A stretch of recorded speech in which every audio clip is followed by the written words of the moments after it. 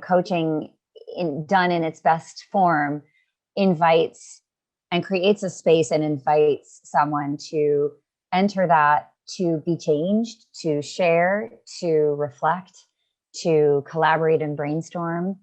And also what I love about it is that a true coach takes our own lens out of the picture. A true coach asks powerful questions without assuming that we know the right answers, right? That total kind of curiosity, that neutrality. And really the job of a great coach is to set the container and then create the psychological safety for someone to walk through that door and say, well, here's what's occurring for me. Here's what this feels like for me. Here's what I'm experiencing. Here's what I want to process. Here's what feels like is getting in my way.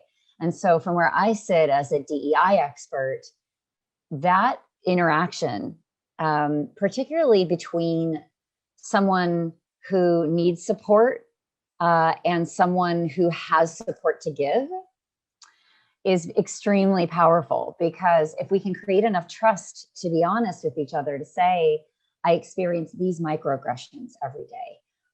I suspect that I was passed over for this opportunity because of bias, but I'm not sure. Or I'm in meetings and I feel my ideas aren't recognized, or worse, spoken over or stolen or misattributed.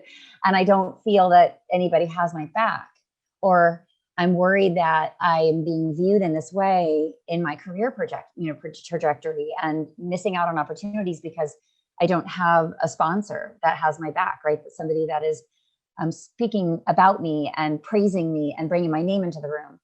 These are all things that are going on. I can tell you, because we study this every day. These are the I guess, the things we keep to ourselves sometimes, and wonder if we're making them up, wonder if we're imagining them.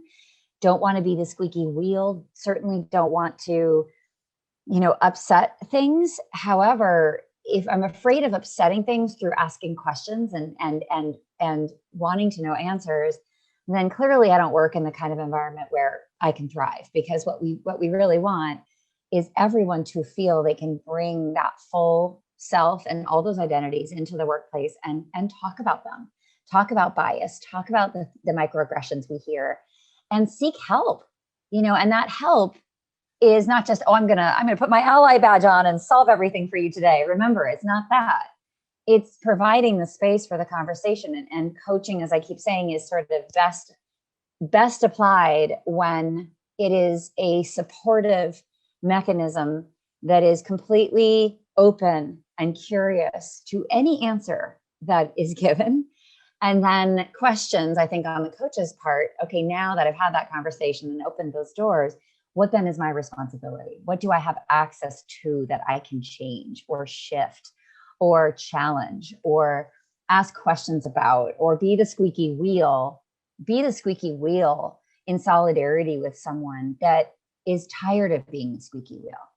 So I want to answer your question by saying coaching is part one, but then I would add the advocacy that then has to happen as a response to that. You don't just want to listen, you want to do. You want to take action. You want to represent and carry forward the challenges that people feel that often, when we're in an ally position, are not our lived experience. And so the work of this is really educating ourselves about all the lived experiences that are playing out around us, and being extremely invested in understanding where is that happening? Why is that happening? Who is it happening to? Noticing it doesn't happen for us. Realizing that these differences make a difference for people's journey. They just do. It's a fact.